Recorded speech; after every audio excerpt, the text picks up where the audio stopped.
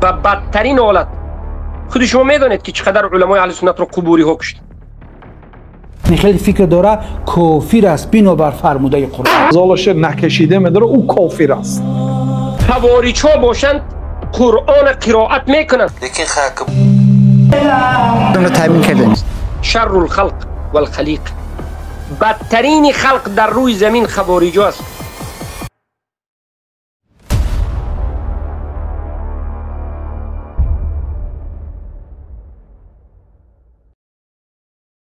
الحمد لله الذي أرسل رسوله بالهدى ودين الحق ليظهره على الدين كله وكفى بالله شهيدا، وأشهد أن لا إله إلا الله إيمانا به وتوحيدا، وأشهد أن محمدا عبده ورسوله صلى الله عليه وسلم تسليما مزيدا. أما بعد، السلام عليكم ورحمة الله وبركاته. برادران و خواهران عزیز اهل توحید، بارك الله فيكم. بإذن الله سبحانه وتعالى این حلقه دوم از شناخت خوارج و کشف شبهات اونهاست. در این حلقه ان شاء الله به موضوع داخل می شویم و اولین چیزی که ما می آموزیم این است که خوارج گفته که ها را میگن. خوارج مصدر ریشه از خرج یخرج خوارج، خرج برآمد، یخرج می براید. خوارج برآمده ها، خارج شده ها یا خارج شونده و غیره. این در لغت است، اما در اصطلاح علما بعد از اینکه خوارج برآمد و عقیدهش و رویشش ظاهر شد، علما حیات و فعالیت خوارج را دیدند و نام خوارج را گذاشتند که الخوارج هم فرقه من الفرق الاسلامیه التي تكفر بالكبائر وترى الخروج على ائمه العدل من المسلمين وتخرج عن اهل الحق وجماعه المسلمين وتكفيرهم. خوارج این یک فرقه از فرقه های اسلامی هست که به گناه کبیره مسلمان ها را تکفیر میکند، یک، و اعتقاد دارد به خروج کردن به امام های عدل از مسلمان ها، یعنی خلیفه های مسلمانی که عادل هستند، مسلمان هستند، حکم به حکم الله رسول میکنند. خوارج ها به همون هم خروج میکنند و از اهل حق و جماعت مسلمین و از حق خارج شده، خودشان یک جماعت خود را ساخته و مسلمان ها را بالعموم تکفیر میکنند. انا همین ها را خوارج گفته میشوند. بعضی ها میگن که چرا شما خوارج را فرقه من فرق الاسلامیه گفتید، فرقه از فرقه های اسلامی گفتید، اینها که اهل بدعت هستند؟ بله، بارک الله فیکم، خوارج ها اهل بدعت هستند، اما خوارج ها را که در زمان علی رضی الله عنه بودند یگان نفری تکفیر نکرد. حتی خود علی رضی الله عنه اون خوارج های در زمان خودشون بوده رو تکفیر نکرد. این البته خوارجی که حالا ما بیان کردیم این بیان خوارج قدیم است، اما اگر شما خوارج های امروزه را شما اگر بخواید که بشناسید، عیناً البته امروزه خوارج ها بعضی از قسمش تکفیر به گناه کبیره میکند، اما قسم دیگرش تکفیر به گناه کبیره نمیکند. این صفتی تکفیر کردن به گناه کبیره به قسم از خوارج ها راست می آید و به قسم دیگری از خوارج ها تکفیر کردن به گناه کبیره این صفت راست نمی آید. امروز خوارج ها هست که به گناه کبیره تکفیر نمیکنند و امروز خوارج ها هست که به امام های عدل، پادشاهایی که به حکم الله رسول حکم میکنند، به اینها خروج نمیکنند. ولی امروز خوارج ها تکفیر بالعموم میکنند، یعنی مردم را بالعموم تکفیر میکنند. یک، نماز را و دیگر علامت های اسلامی را، شعار اسلام را علامت اسلامی نمیدانند، علامت برای اسلام نمیدانند، یعنی گفتن شهادتین و نماز خواندن اینها را علامت مسلمانی نمیدانند. دو، تکفیر بالتسلسل میکنند. سه، این است علامت امروزه خوارج های جدود و دیگر علامت ها و شبهات اینها را در آینده در جای خودشون بیان میکنند. بارک الله فیکم.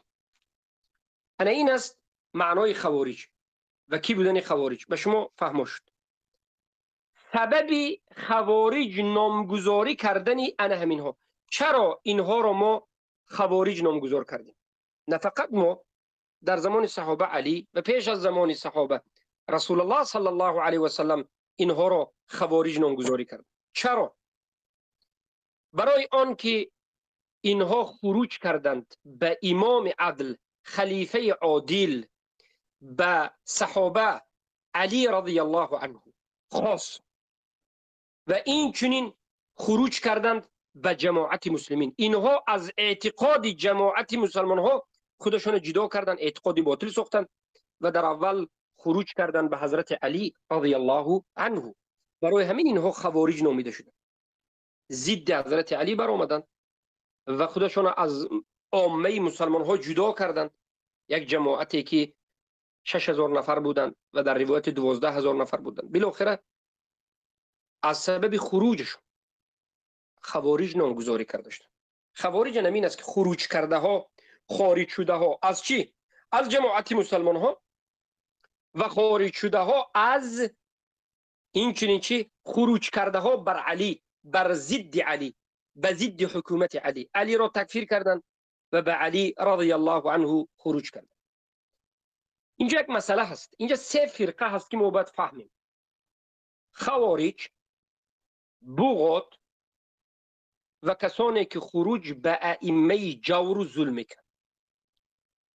خوارج این یک مذهبی غلات تکفیری، کسانی که به امام های عدل و خلیفه های مسلمان ها خروج میکنند. خوارج این یک فرقه ضال و مضل و مبتدی، در اصلش حتی قسم از خوارج ها به کفر اکبر واقع شده و تکفیر شدند. این خوارج. بغات اینها یگان فرقه نیست، یگان مذهب نیست. بغات این همان مسلمان هایی که خطا کردند و به سبب اجتهاد یا یگان به سبب اجتهاد خطا کرده به کسی بغی کردند یا گفتیم خروج کردند، اینها رو بغات گفته میشه. اینها خوارج نیست، بغات خوارج نیست. اما سومین گروه، کسانی که خروج میکنند به امام های جور. امام جور گفته پادشاه های جور، ظلم، پادشاه های ظالم را امام الجور میگن. به اینها خروج کردن را خوارجی گفته نمیشود. خوب دقت بدید. خیلی که مدخلی ها یک عقیده دارد.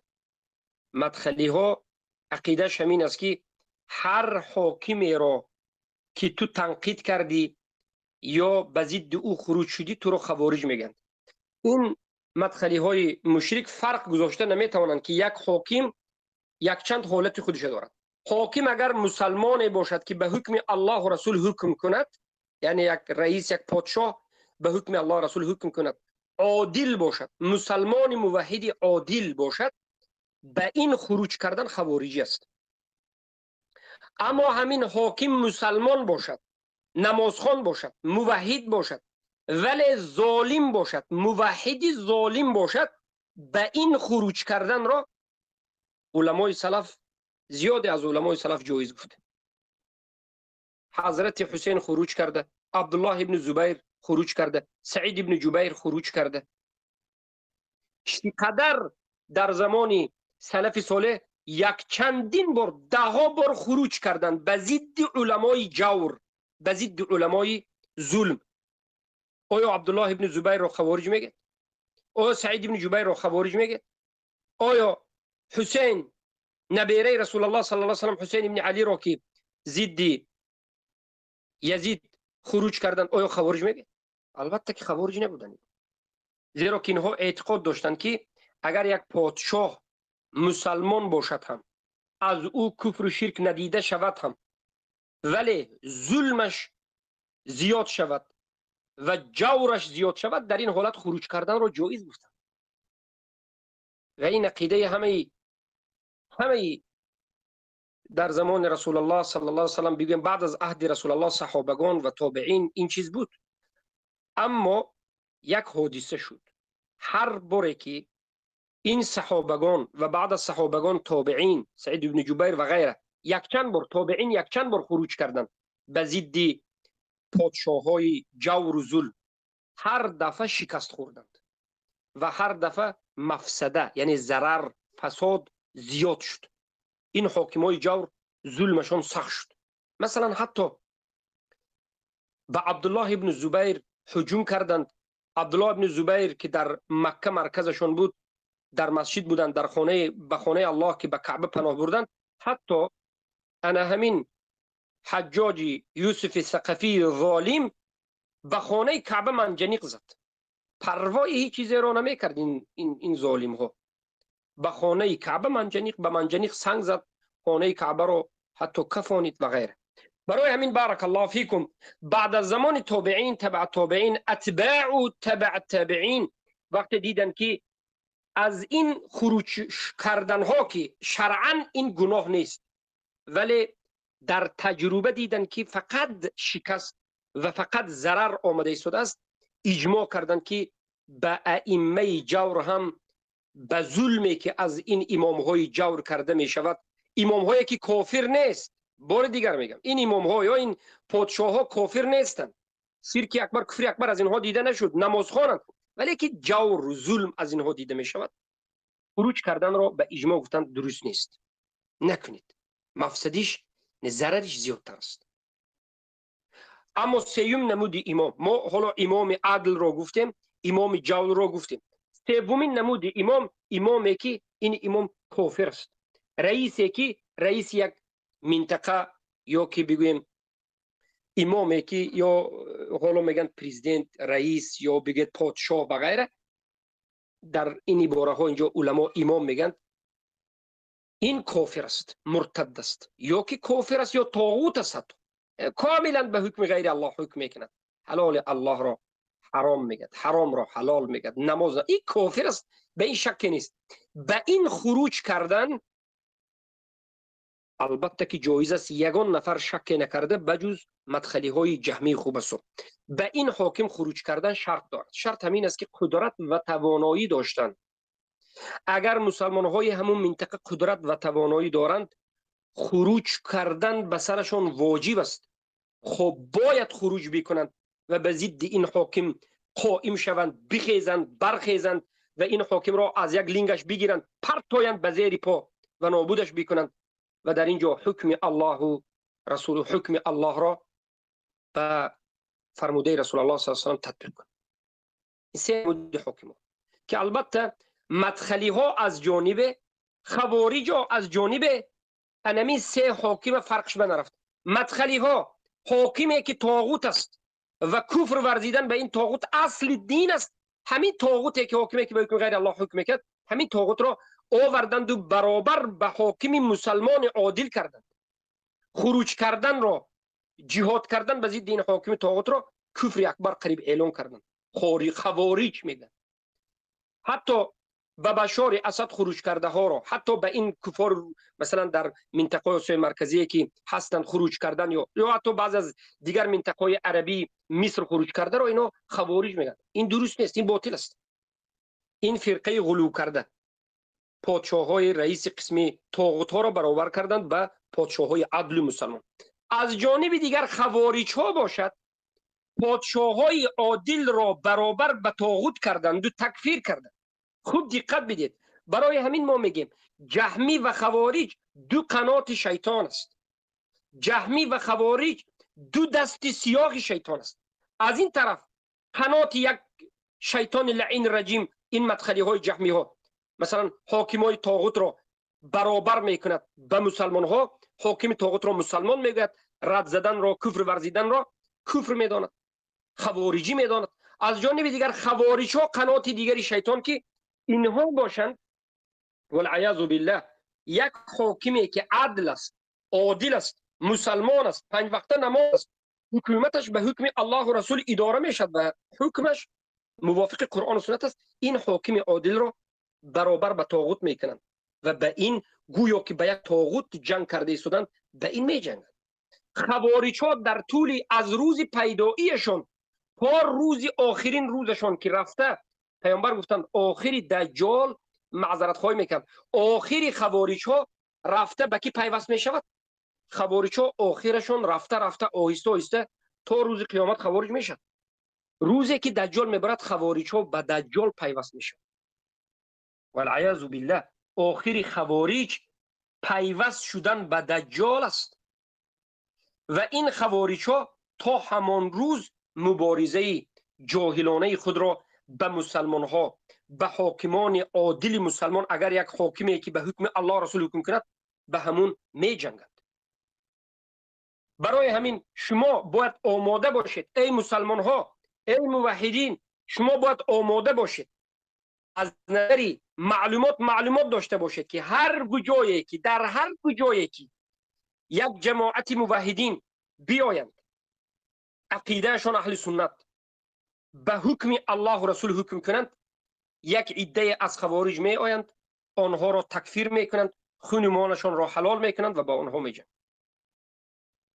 تا روز آمدن دجال. زیرا که در اساس این حدیث رسول الله صلی الله علیه وسلم آخر خوارج ها با نابود شدن دجال خوارج هم نابود میشه، با کشته شدن دجال خوارج ها همیش نابود میشه، زیرا که آخرین خوارج ها به دجال پیوست میکنه. انا این است که باید فرق اینها را شما باید بدانید. بارک الله فیک. انا اکنون این یک نکته بود که ما به شما بیان کردیم. نکته دیگر، حدیث هایی که در حق خوارج ها وارد شده. علما میگویند از رسول الله صلی الله علیه و سلم حدیثی که ثابت است و روایت سندن مرفوعا روایت شده است، از نظر فرقه شناسی تنها فقط در حق یک فرقه از رسول الله روایت شده ثابت است، در حق خوارج ها. اما در حق مرجعه ها از پیامبر روایت است که المرجعه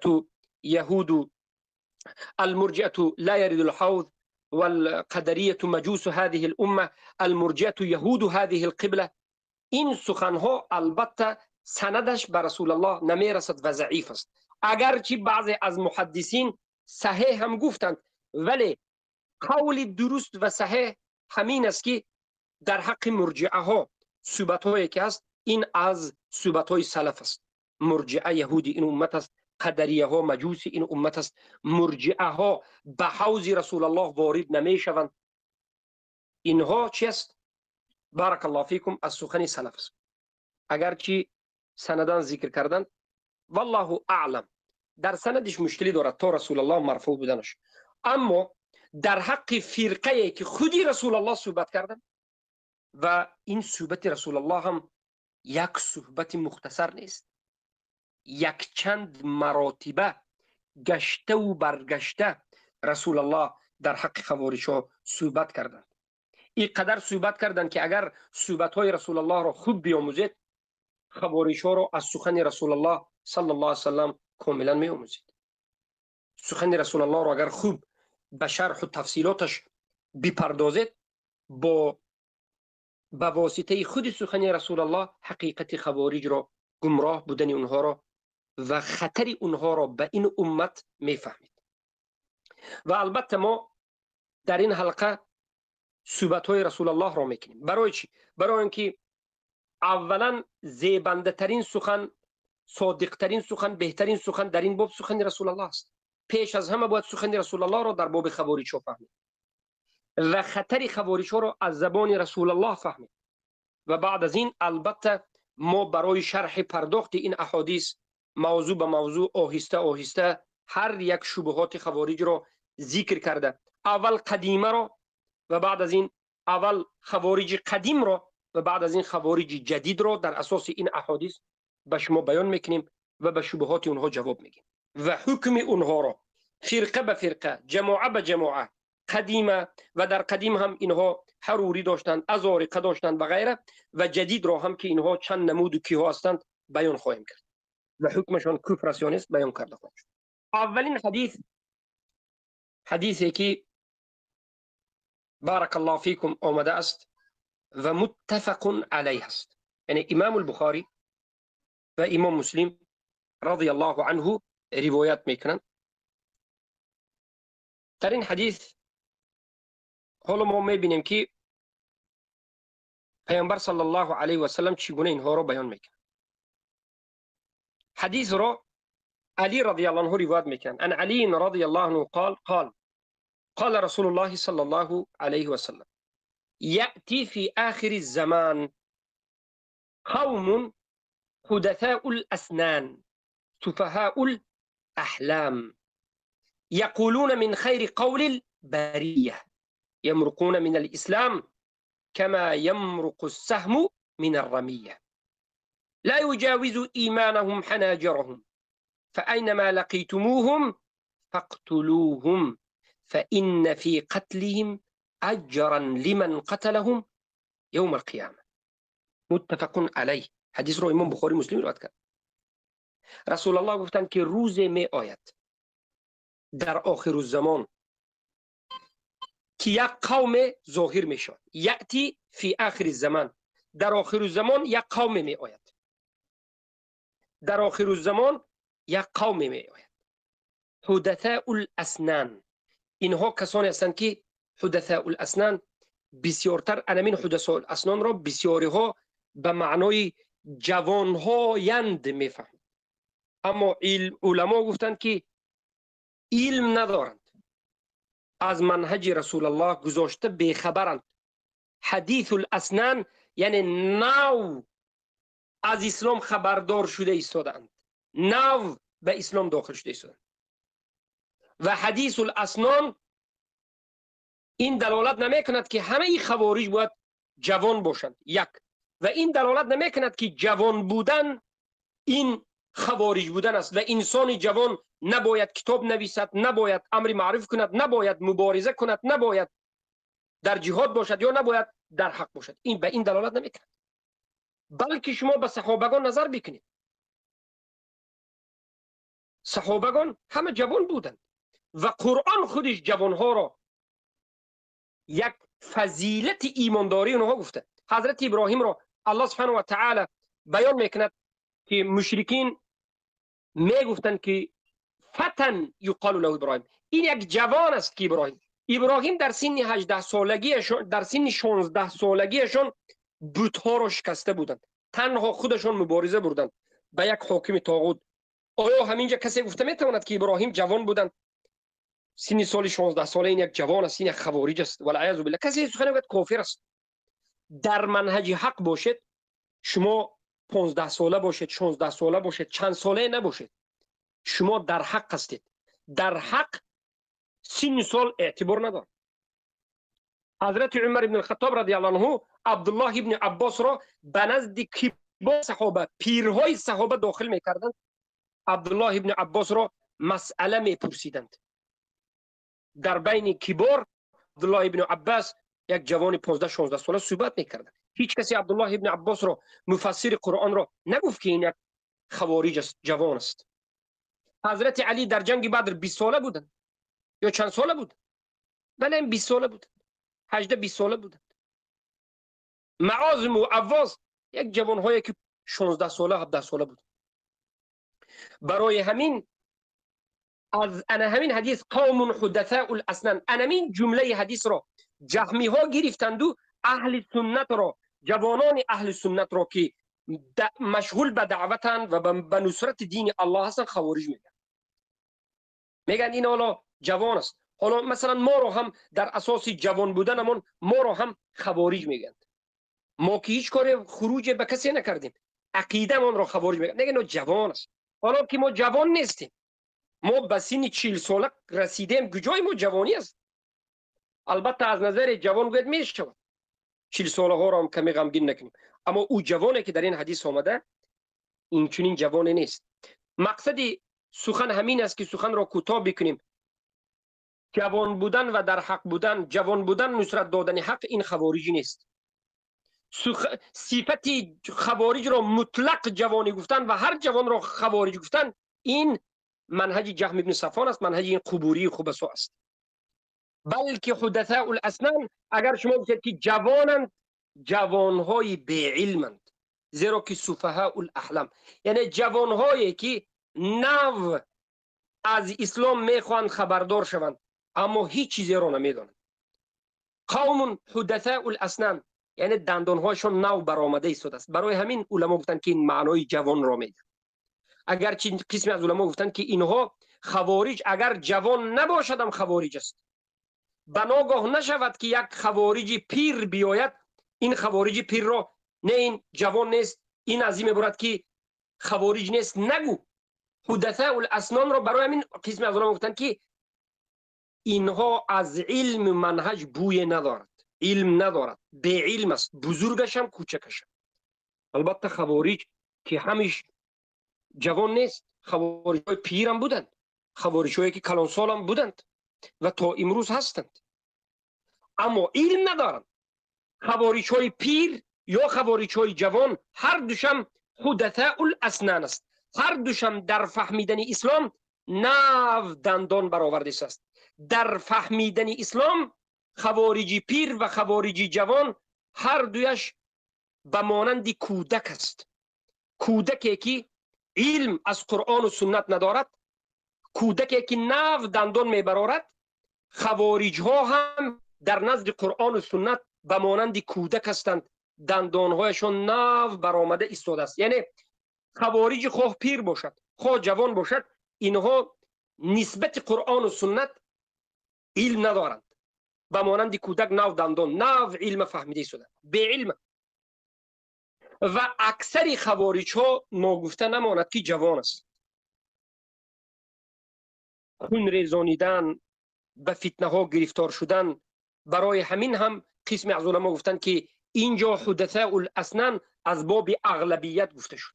اغلبیت یعنی اغلب خوارج ها جوان هایی که نو دندان را پره کردند، یعنی بتگ 20 و 25 انمین سن سالها حتی به 20 ساله نرسیده، اینها بسیار خوارج شدند. و سفهاء الاحلام، سفها، سفه کی از سفه؟ سفه کسی که علم ندارد. و من یرغب عن ملت ابراهیم الا من سفه نفسه.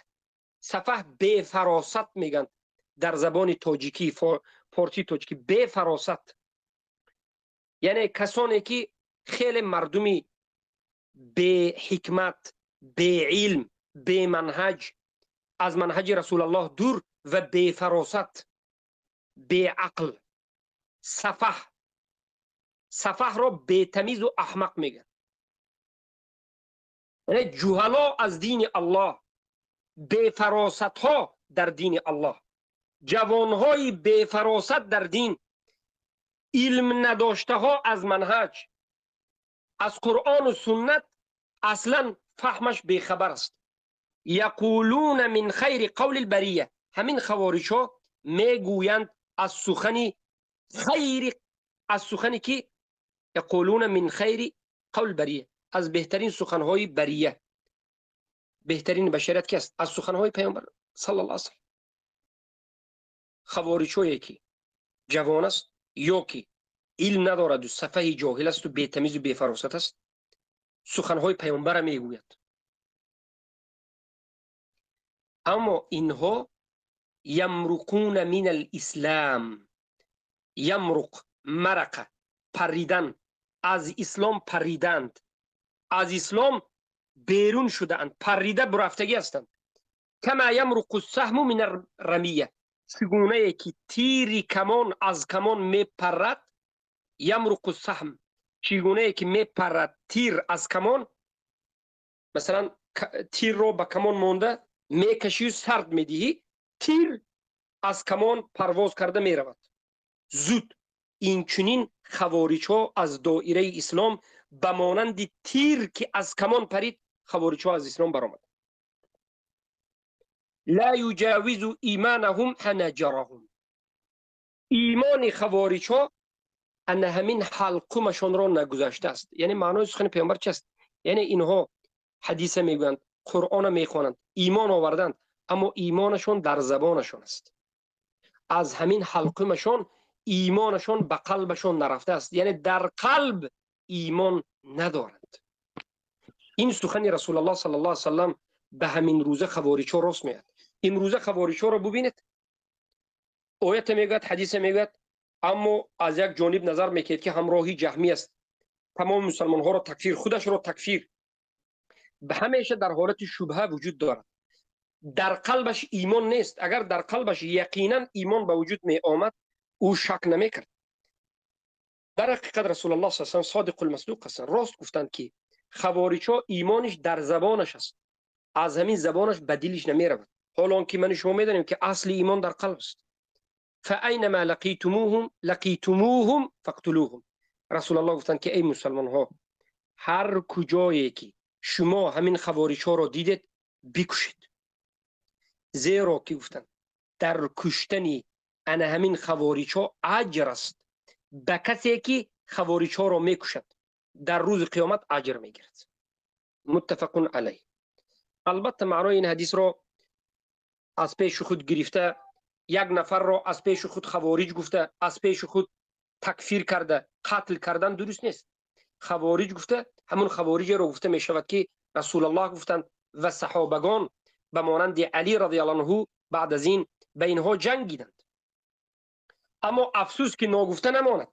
امروز یک خوارج دیگر است. امروز خوارج ها خیلی خطرناک است. امروز دو نمود خوارج است. یک نمود خوارجی که تکفیریه که همه را تکفیر میکند، یک نمود دیگر خوارجی که فقط اهل سنت را تکفیر میکند.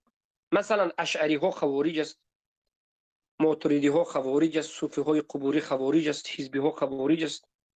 اینها اهل سنت تکفیر میکنند و یک باره میکشند. صوفی ها را ببینید، اهل سنت تکفیر میکنند و یک باره بعد از این قتلش میکنند. اینها هم خوارجند. لیکن اهل سنت را خوارج گفته از پیش خودشان حکم میکنند. قبوری ها اخذهم الله قبحهم الله، اهل سنت را خوارج میگویند و بعد از این یک باره اهل سنت را حکم قتل داده میکشند.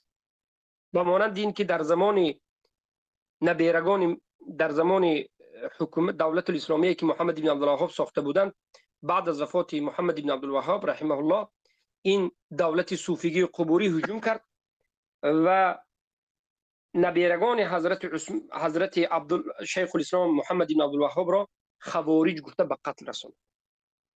به منجنیق شنونیده، به سنگ زده، کفانیده میکشد. و البته این عمل باطل است. اهل سنت را خوارج گفته کشتن این باطل است. نمی خودش خوارجی است. رافضه ها خودش خوارج است. از نظر تکفیر به امت خروج کرده، اهل سنت تکفیر کرده، حکم قتل میدید. امروزه یک قسم خوارج، قبوری ها، این خبثای جهمی ها اهل سنت را مجسمه میگویند و تکفیر میکنند. سلفی میگند و تکفیر میکنند و بعد از این حکم قتل میدید.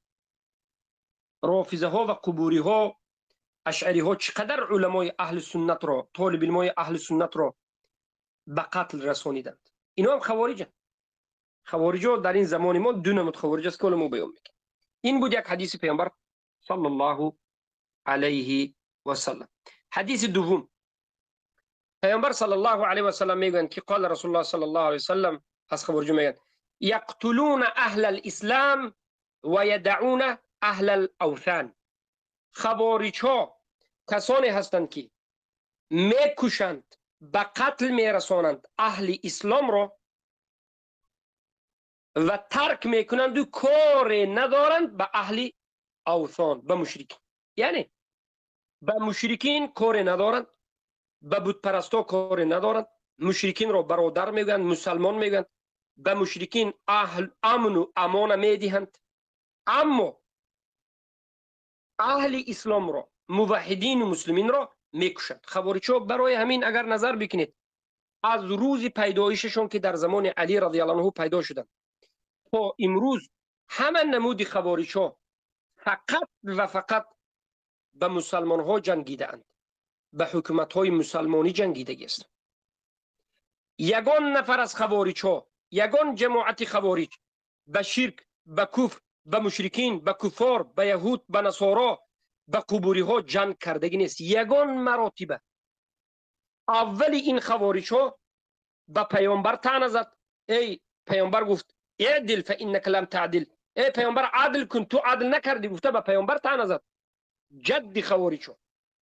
و بعد از این جماعت خوارج های مذهب خوارجی پیدا شده در زمان علی به حضرت علی هجوم کرد. حضرت علی را به قتل رساندند. عبدالرحمن بن ملجم خوارج تقربا الی الله، به خاطر الله گفته حضرت علی را به قتل رساند. حضرت علی را قتل کرده خرسند میشدند. الله اکبر، ما کشتیم حضرت علی را، اجر گرفتیم گفت. و بعد از این که حضرت علی را وفات شهید شدند، به حضرت معاویه، به عمرو بن العاص و بعد از این فقط به مسلمان ها. امروز هم خوارج ها دو طایفه رو بینید. خوارج هایی که از قبوری است، رافضه، صوفی، ماتریدی، اشعری، حزبی، اینها اهل سنت را میقپند، محکم میکنند، به قتل میرسانند، میکشند. از طرف دیگر این خوارج های دیگرش که جوان هایی که خودشون با اینا اهل سنت میگن، با تکفیر میکند علما و طالب علم اهل سنت. عیناً به همین حدیث پیامبر گفته که صفتی از همه بزرگترین خوارجی که امروز میبینید همین است که پیامبر گفتند یقتلون اهل الاسلام. خوارج ها همون کسانی هستند که اهل اسلام میکشند، مسلمان ها به رد میزنند، توحید رد میکنند، موحدین میکشند، اما مشرکین به عذر میدهند. مشرکین مسلمان میگن، مشرکین برادر میگن، به مشرکین هرگز هیچ کار نمیکنند. مشرکین در امن و امان هستند، اما موحدین این خوارج ها میکشند. این یکی از بزرگترین صفت خوارج که انا همین صفت به بالای انا همین صوفی های قبوری، رافضه ها، حزبی ها، اشاعره ماتریدی ها به خوارج بودن اینها دلالت میکنند که فقط اهل سنت اینها مجوسی گفته یا بگیم مجسمه گفته یا اهل سنت را والعیاذ بالله سلفی یا وهابی گفته میکشن. و بدترین حالت خود شما میدونید که چقدر علمای اهل سنت را قبوری ها کشتن، با بالاش کسلات تریخته و این کرده و آن کرده و تورمه کرده میکشن. از جانب دیگر این جوانهایی که 4-5 شوجه هایی که برآمده و خودشون رو چی میگن؟ اهل سنت هستیم، پیروان سلف صالح هستیم، شب و روز فقط مسلمان ها رو تکفیر کردن و حکم قتل اونها رو دادن است. الله المستعان. این حدیث هم متفق علیه است. بارک الله فیکم. و در بعض از الفاظ حدیث ابی سعید الخدری هم آمده که در آنده با بیان میکنیم. حدیث سعید ابی سعید الخدری را که درازتر است و در درونش هست. پیامبر صلی الله علیه و سلم گفتند، حدیث سوم در حق خوارجا، شر الخلق والخلیقه. خیلی که از ابو ذر رضی الله عنه امام مسلم روایت کردند، در صحیح مسلم آمده است شر الخلق والخلیقه. بدترین خلق در روی زمین خوارجا است. سبحان الله. در روایت دیگری که طبرانی روایت میکند آمده است که رسول الله میگن شر قتل تحت ادیم السماء. بدترین کشته شده ها در زیر انامین آسمان انامین خوارجا هستند. این سخنهای رسول الله را خوب دقت بکنید، خیلی دقت بکنید. خوارجین بدترین انسان ها هستند، بدترین کشته شده ها هستند، بدترین انسان ها گفتند خلق هستند. برای چی؟ برای که این خوارج ها غیر از مسلمان ها را کشتن، خون مال مسلمان را حلال گفتن، یک حکومتی که به حکم الله رسول حکم کرد همین نابود کردن، یک دستی شیطان شدن و پیش از یهود و نصارا خودی مسلمان ها را نابود کردن دیگه خدمتی نیست. خدمتشان همین بزرگترین ضربه به اسلام از درون اسلام.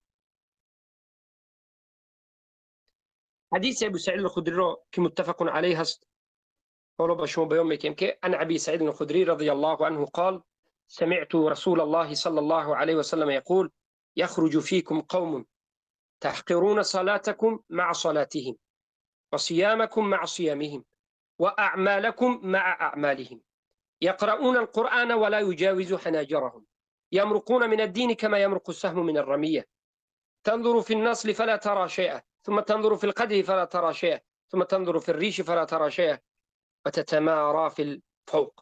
متفق عليه. از ابی سعید الخدری رضی الله عنه روایت است که گفت رسول الله صلی الله علیه و سلم را شنیدم که میگفتند که از شما ای مسلمانان، فیکم یعنی از شما، یک قوم خارج می شود، یک قوم از درون شما بیرون می شود و از درون جماعت مسلمان ها بیرون شده از مسلمان ها خارج می شود. ببینید پیامبر گفتند یخرج فیکم، خارج می شود در شما، از درون شما یک جماعت خارج می شود، به وجود می آید که اینها یک قومی است که نماز شما در پیش نماز اونها هیچ است. نمازهایتان را در نزد نمازهای این جماعت خارج شده ناچیز حساب میکنید. خیلی نماز را زیاد میخوانند، روزداری شما در نزد روزداری اینها هیچ است. عملهای شما در نزد عملهای اینها ناچیز است. قرآن را میخوانند ولی این قرآن خوندهشون از همین حنجرهایشون نمی رود. ما در حدیثی بالا متفقون علیه گفتیم که لا یجاوز ایمانهم حناجرهم، ایمانشون از حلقمشون نمیگذرد. یعنی فقط زبانی است، زبانی، فقط گپ در دهان. دل فساد است، قلب فساد است. در اینجا میگن که اینها قرآن میخوانند ولی قرآن خوندهشون از همین حنجره هایشون پایان نمی رود. حنجره را میدانید که در همین بین حلقم است. معنای این سخن پیامبر این است که قرآن میخوانند اما نمیفهمند. قرآن زیبا تلاوت میکنند به تجوید اما معنای قرآن را خطا میفهمند. قرآن به دلشون نمی رود زیرا که فهم از قلب است. میدونید بله، فهم عملی قلب است. علم، فهم، علم این قول قلب است، فهم عملی قلب است. فکر، تفکر کردن، اندیشه کردن، عقل کردن، تفکر کردن، اینها همش عملی قلب است. قلب تفکر میکند، عقل در قلب است. یعقلون، قلب عقل میکند، فکر میکند، اندیشه میکند. علم قول قلب است. آن کنون خوارج ها باشند قرآن قرائت میکنند اما نمیفهمند، اما تفکر کرده، تأمل کرده، اندیشه کرده نمیتوانند زیرا که از حلقمشون خنجره هایشون به پایان نمیرند. حنجرشون از همین گردنشون به پایان نمیرند. اما اهل سنت کی هستند؟ یعنی سلف صالح قرآن میخوانند به قلبشون میفهمند، تفکر میکنند. خوارج ها قرآن میخوانند نمیفهمند. فرق نمین است. یمرقون من الدین، از دین بیرون میشوند. چگونه که تیر از کمان بیرون میشود، تیری کمان از کمان بیرون نمیشه. بارک الله فیکم. اینها خوارجان هستند و این روایت از ابی سعید الخدری روایت است و از چند صحابه دیگر روایت است. بارک الله فیکم.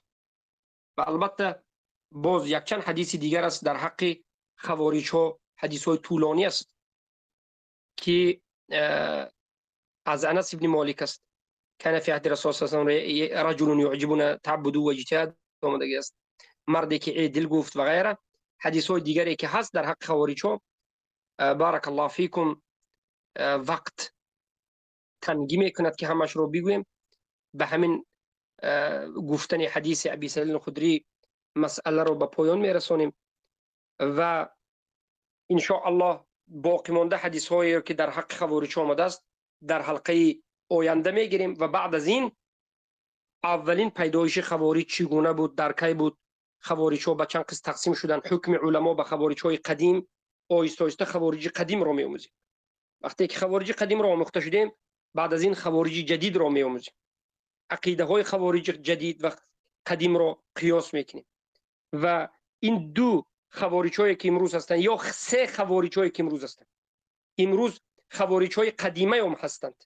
خوارج های قدیمه که بودن امروز هم هستند به مانند عبادیه. حتی خوارج ها امروز به خودشون دولت و حکومت دارند. دولت عمان که در پشت سعودی وجود دارد اینها هم دولت خوارج عبادیه قاعدین هستند، قدیمه هستند. و خوارج جدودی که امروز هست همین 4-5 جوانهای تکفیریه که امت رو تکفیر میکنند، نماز رو علامت اسلام نمیدانند، شهادتین رو علامت اسلام نمیدانند، تمام مسلمان ها رو تکفیر میکنند و بدون مناط تکفیر میکنند. و سومین خوارج ها این همون کسانی که اهل سنت رو مجسمه گفته تکفیر میکنند، سلفی گفته تکفیر میکنند، به خاطر توحید تکفیر میکنند از رافضه قبوری ها. و درباره این خوارج ها یک به یک صحبت میکنیم و همه خوارج ها رو به شما بخصوص این جوان هایی که برآمده و به خودشون شبهات دارند در همین باب ما البته صحبتمون کمی زیادتر از دیگرها و حجت های اینها رو آورده جواب دادن و شبهات اینها رو جواب دادن است. با همین این امروز حلقه رو به پایان میرسونیم که ما به شما 5 حدیث رو گفتیم و در حلقه آینده 5 حدیث دیگر میگیم درباره خوارج. با همین همه سخنهای رسول الله صلی الله علیه و سلم درباره خوارج به پایان میرسد و بعد از این آیسته تاریخ اونها، عقیده اونها ما بۆ ئیدۆمە میدیم. سبحانك اللهم بحمدك أشهد أن لا إله إلا أنت أستغفرك وأتوب إليك.